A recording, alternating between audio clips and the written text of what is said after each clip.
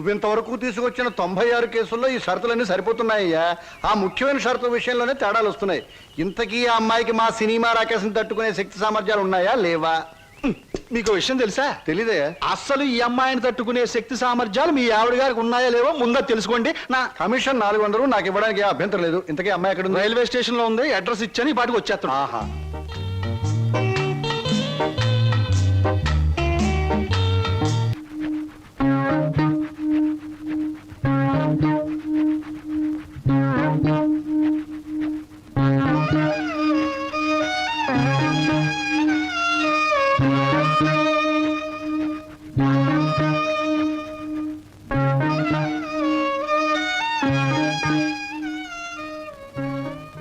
నాకు నమ్మకం ఉంది బావా.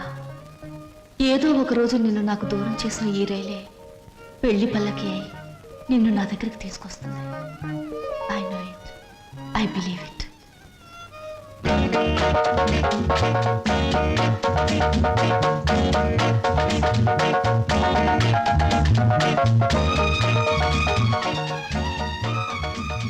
మంచి బాడీ గురు. ఎన్ని రోజుల నుంచి ఎక్సర్సైజ్ చేస్తున్నావు? చాలా రోజుల నుంచి చేస్తున్నా.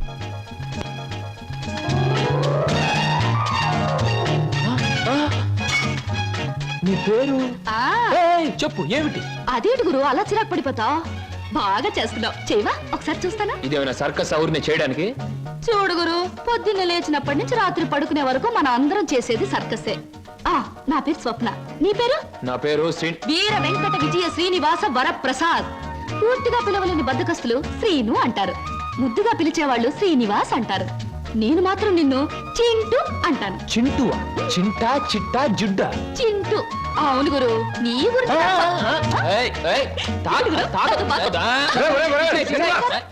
ఆవిడేమన్నా మహమ్మద్ అలీ సిస్టర్ అనుకున్నావు? ఇలా బాక్సింగ్ చేస్తున్నావు.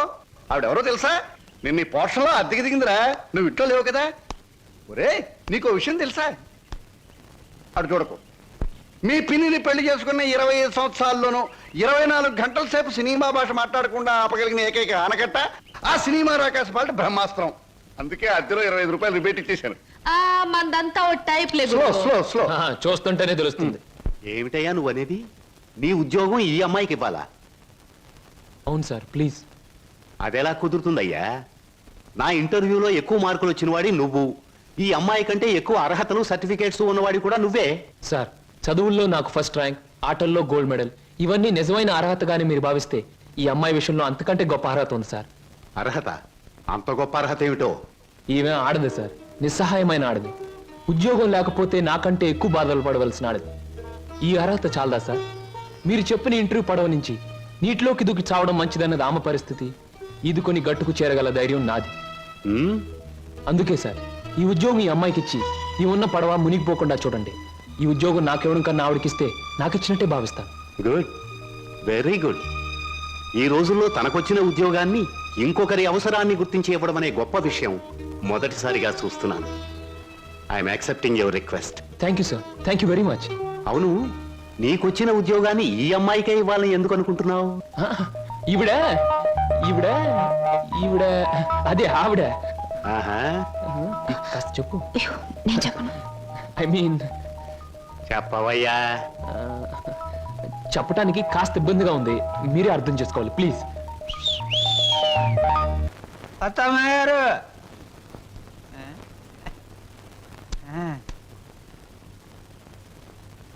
ఎవరయ్యా నువ్వు? నా పేరు నిశాచర, మా దేవర సమాచార. ఈ పుస్తకం మీకు ఇచ్చిరామంటే వచ్చాను. ఏమిటి పుస్తకం? వాత్సాయన మహర్షి రాసిన కామసూత్ర గ్రంథం. ఇక్కడెందుకు పెడుతున్నావు? ఇక్కడ పనిచేయడానికి వచ్చిన వాళ్ళకల్లా ఒక్కో పుస్తకాన్ని ఇవ్వడం, వాళ్ళ చేత చదివించడం, పని మానేసి వెళ్ళిపోయేటప్పుడు చివరిన సంతా పెట్టి వాళ్ళ చేతి ఇచ్చేయడం మా సమస్య అలవాటు. ఎవరా సమాచారం? నేనే. హరహర మహాదేవ శంభో శంకర. ఎవరయ్యా నువ్వు? పగటి వేషగాడువా? నేను చెబుతా. నా పేరు బోలా, అంటే బొక్కాలంబోదరం. మరి జిగిబిగి గజిబిగి చికుముకు లాంటి మీ పేరు తెలుసుకోవచ్చా? ఎందుకు తెలుసుకోకూడదు? ఏ పేరైనా ఎవరైనా ఎప్పుడైనా తెలుసుకోవచ్చు. కానీ మీరు నా పేరెందుకు తెలుసుకోవాలనుకుంటున్నారో తెలుసుకోవచ్చా? హరహర హరహర. ఇది బుక్ స్టాల్. భయపడితే కస్టమర్స్ రారు. నెమ్మదిగా చెప్పండి. పర్వాలేదు, కాస్త గట్టిగానే చెప్పండి. Thank you. నేను ఈ 5 స్టార్ హోటల్కి, అంటే ఈ 5 నక్షత్రాల హోటల్కి ప్రొప్రైటర్ని. నువ్వా? ఏ జోక్ చేస్తున్నావా? హరహర, అందరూ అలాగే అనుకుంటారు. 1947లో మా తాతగారు చస్తూ మా నాన్నగారికి 2 కోట్ల రూపాయలు ఇచ్చారు. మా నాన్నగారు దాన్ని 4 కోట్లు చేసి విమాన ప్రమాదంలో మా తల్లిగారితో పాటు చచ్చారు. 1981లో మా అత్త నన్ను పెంచి పెద్ద చేసి ప్రేమించి 2 కోట్లు ప్లస్ ఈ 5 నక్షత్రాల హోటల్ నాకిచ్చి అది చచ్చింది. మొన్ననే మా నాన్నగారు ఉంచుకున్న ఆవిడ చస్తూ మరో 2 కోట్లు ఇచ్చింది. చావు చావుకి కోట్లు సంపాదిస్తున్న మనిషిని నేను. ఆ కోట్లు ఏం చెయ్యాలో తోచక చస్తున్న మనిషిని నేను. మరి నువ్వేం తోచక చస్తున్నావో సెలవిస్తావా చిక్కుబుకి? ష్యూర్.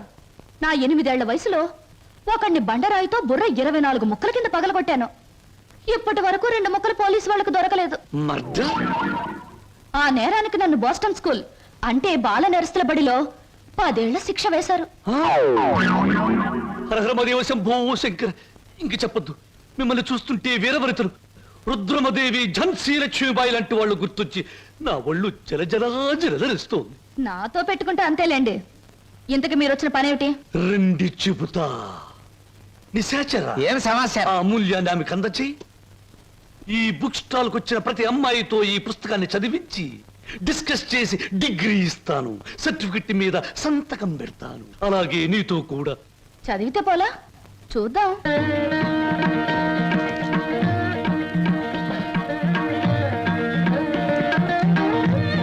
దాన్ని చూస్తుంటే మీకేవి అనిపించడంలే?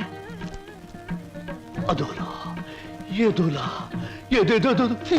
ప్రతి దానికి అదోలా ఏదోలా వంకరలు తిరిగిపోతే నీకు నాకు ఏమీ తేడా ఉండదు. నా సంగతి నీకు ముందే చెప్పాను.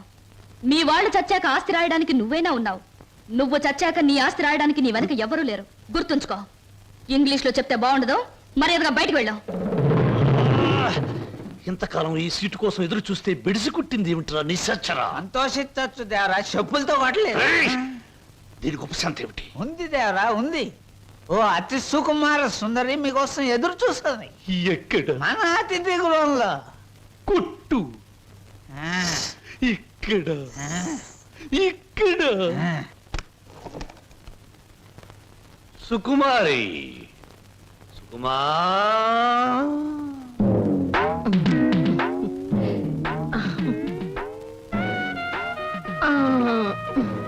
మీరేనా సుకుమారి తల్లి గారు? మీ అమ్మాయి ఎక్కడా? తల్లెవరు పిల్లెవరు? నేనే సుగంధం సుకుమారిని, సీట్ సిట్టిని. పశ్చిమ గోదావరి జిల్లాలో నైరుతు పవనాలు వచ్చినప్పుడు కందిసేను మంచికాడ పెద్ద మనిషి అయ్యాను. ఋతుపవనాలు వంటబెట్టి అంతమందం పెరిగాను గాని ఏది ఈ నెలాఖరికి 17వ సంవత్సరం తక్కువ దాటుద్ది. మీరేనా ప్యాసింజరు? ప్యాసింజర్ లేదు, ఎక్స్ప్రెస్ లేదు, గూడ్స్ బండి లేదు. నువ్వు బయటికి పో. వెళ్ళిపోమంటారేటి? ఏడ్సేను బాబు, కంగారు అయిపోయింది.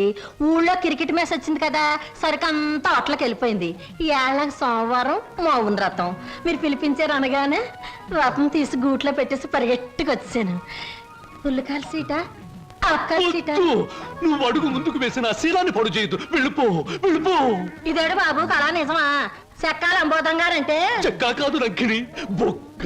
అదే బొక్కాల అంబోధరం గారంటే మా పేట అంతా కథలుగా చెప్పుకుంటారు. తీరం వచ్చితే మీరేడు బాబు నీరసపడిపోయి నీరు గారిపోతున్నారు. అది బతికున్న రోజుల్లో, ఇప్పుడు నీరసం వచ్చేసింది. నా గురించి తక్కువ అంచనా ఎత్తున్నారో ఏటో. నాకు చాలా రికార్డు ఉన్నది. శ్రీకాకుళం దగ్గర నుంచి శ్రీహరికోట దాకా సింహనుడు సుగంధం సుకుమారి అంటే పడి చచ్చిపోయేవారు. ఒకప్పుడు పోయేవారు, ఇప్పుడు పైకే పోతారు. నువ్వు వెళ్ళిపో. 716 ఇచ్చి నాకు మటుకు న్యాయం ఉండొద్దు. ఎక్కడదక్కడ ఉంది కాబట్టి 100 పదాలు కొట్టించుకుని ఇచ్చి. ఇదిగో ఇదిగో బాబు, ఈ ఆల నుంచి బాదం పప్పు పిత్తా పప్పు అన్ని బాగా తిను, లేకపోతే ఆడదందరూ అలసైపోతావు. చెక్క లంబోదర చెక్క. చెక్క కాదు బొక్క. 116 బొక్క. శంకర, పరమేశ్వర, స్నానం చేసి వచ్చిన పేరు చెప్పిస్తా. ఎక్కడ మాత్రం ఇక్కడ. Very good.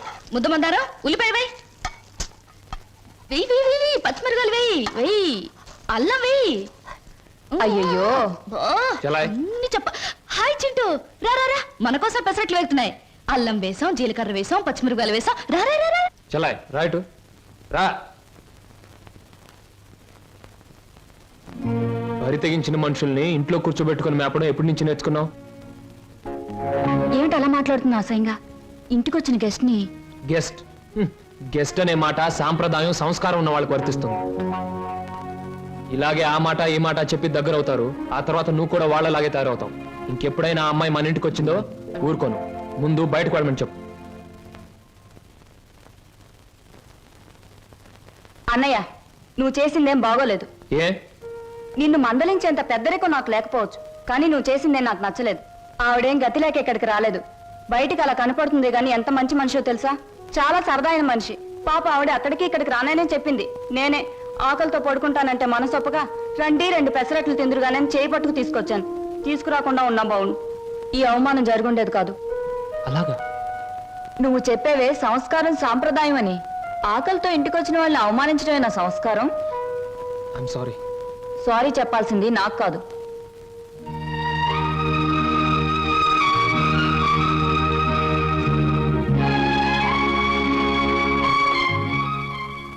Hello mister Srinu. I'm sorry. Chintu, ఏం నా గదిలోకి వచ్చేసారు? నా తొందరపాటుకు సారీ చెప్పాలని వచ్చాను. క్షణంలో తొందరపడి మరు క్షణంలో సారీ చెప్పినా నేను అంగీకరించడం. ఎందుకో తెలుసా? అపార్థం చేసుకోవడం, మళ్ళీ సారీ చెప్పడం నీ కొత్తేమో గాని నాకేం కొత్త కాదు గురు. ఈ ప్రపంచానికి నేను అర్థం కావడం లేదో, నాకే ఈ ప్రపంచం అర్థం కావడం లేదో. అర్థం కావడం లేదు. నేను నవ్వుతుంటే ఎదుటి వాళ్ళు ఏడుస్తారు. అయ్యో పాపం వాళ్ళు బాధపడుతున్నారు కదా అని నేను ఏడవబోతే వాళ్ళు నన్ను చూసి నవ్వుతారే. నవ్వాలో ఏడవాలో తెలియక నవ్వబోయి ఏడుస్తూ, ఏడవబోయి నవ్వుతూ ఏదో బండి లాగించేస్తున్నాను గురు.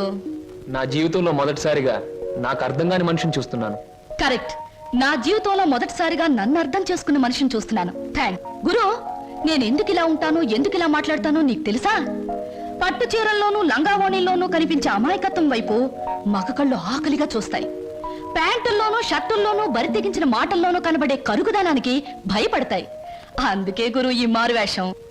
అసలు నీ పేరు స్వప్నకు బదులు తుఫాన్ అని పెట్టుంటే పోయేది. అవును, నీ వెనక ముందు ఎవరు లేరా? ఎందుకు లేరు? 6 కోట్ల మంది ఆంధ్రులు నా బంధువులు, మిగతా 64 కోట్ల మంది నా స్నేహితులు.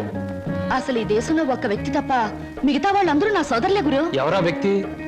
ఉన్నాళ్లే, దొరికినప్పుడు నీకే చూపిస్తాగా. ఎవరు? చూపిస్తాలే. తప్పకుండా చూపిస్తావా? చూపిస్తాను గురు. అబ్బబ్బబ్బబ్బా, అంత కంగారే నీకు? ఇందాక పెసరట్లు ఏం చేసావు? వాటిలో ఉల్లిపాయలు వేస్తే బాగుంటుందని చెప్పడానికి వచ్చే లోపల ఇలా వచ్చేసావు నన్ను ఇలా. పెసరట్లే కదా? ఆ. లక్ష్మి, లక్ష్మి, నువ్వు ఉండు. లక్ష్మి,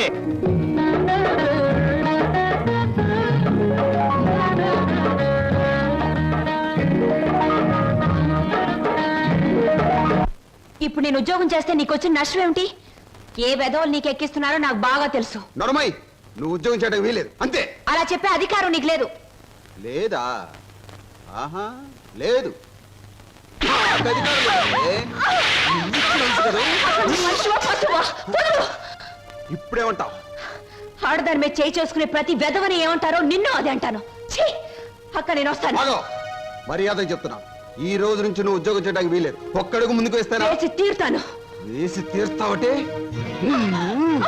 ఆగో, కదిరావా నీ అక్క బతుకు కిసాన పాలవుతుంది. అక్కనే చేయకు. నీకు దండం పెడతాను. అక్కనే చేయకు.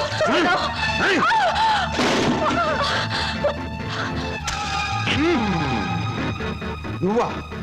ఎందుకు అయిపోయి నన్ను? చేస్తున్నది వెధవ పని గనక, వెధవలు చేసే పని గనక. ఒక పేపర్లు అమ్ముకునే వారితో మాట్లాడాల్సిన అవసరం నాకు లేదు. రేపటి పేపర్లో నువ్వు ఆడదాన్ని తగలబెట్టావన్న వార్త కంటే నిన్ను నేను వెరగొట్టి హాస్పిటల్లో పడేశానన్న వార్త చదివే వాళ్ళకి చాలా బాగుంటుంది. ఏయ్!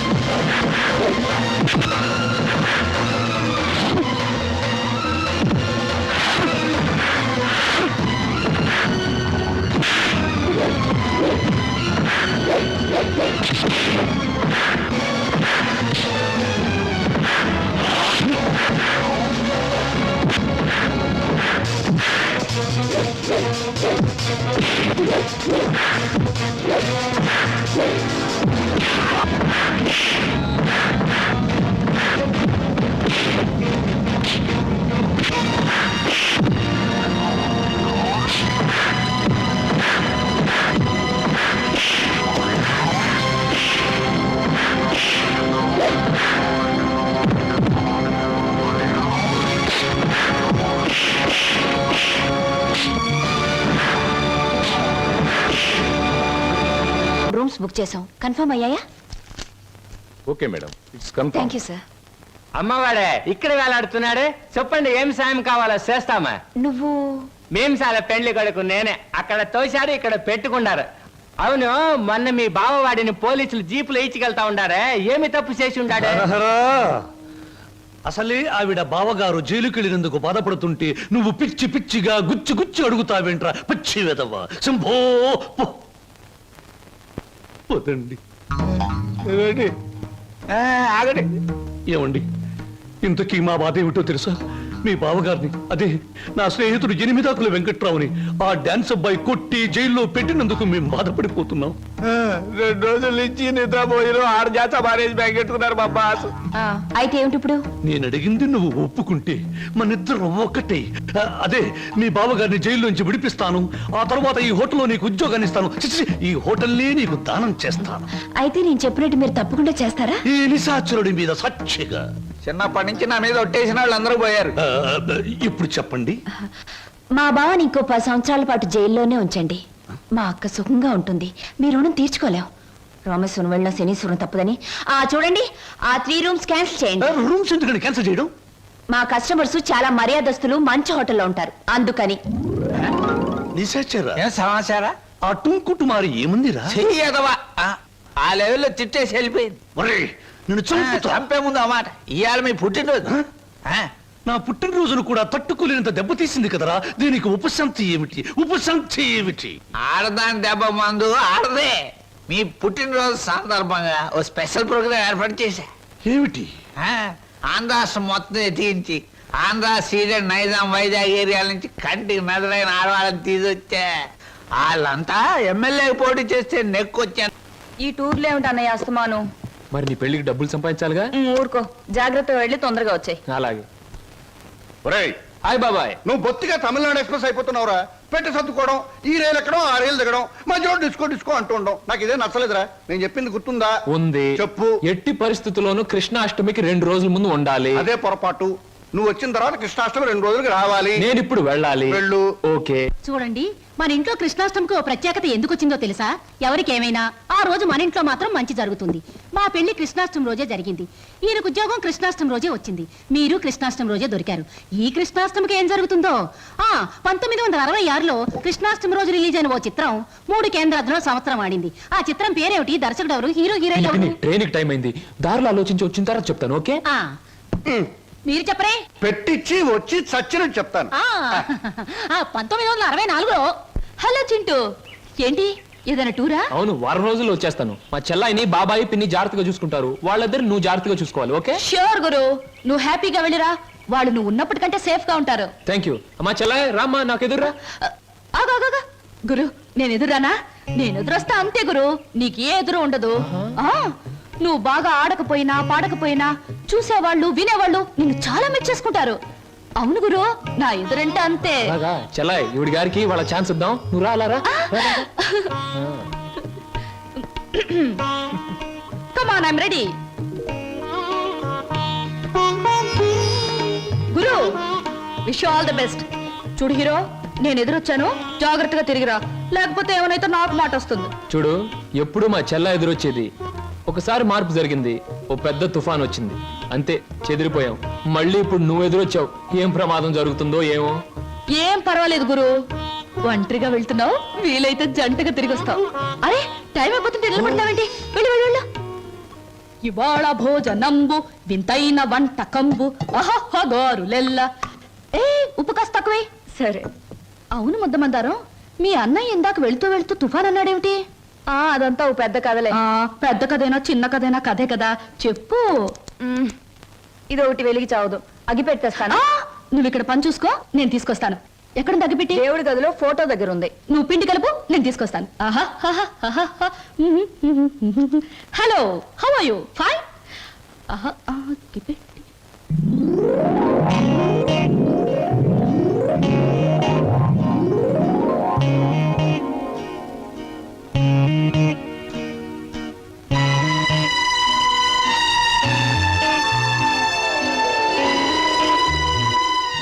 ముద్దమంటారా? ఏమిటి? ఆ ఫోటో, ఆ టికెట్ ఏమిటి? అదా అదంతా ఇప్పుడు ఎందుకులే, తర్వాత చెప్తాను. నువ్వు ఇప్పుడే చెప్పాలి ప్లీజ్. ఇందాక మా అన్నయ్య తుఫాన్ అని చెప్పాడే, దానికి సంబంధించిన గుర్తే ఆ టికెట్, ఆ ఫోటో. అంటే చిన్నప్పుడు మా అమ్మ నాన్న భూమి తాగదుల్లో చనిపోయారు. ఆ తర్వాత మా మావయ్య మమ్మల్ని పెంచుతానని చెప్పి ఆ తర్వాత మమ్మల్ని అమ్మేయటానికి ప్రయత్నించాడు. తర్వాత మా మావయ్యకు ఒక కూతురు ఉండేది, దాని పేరు సరోజ.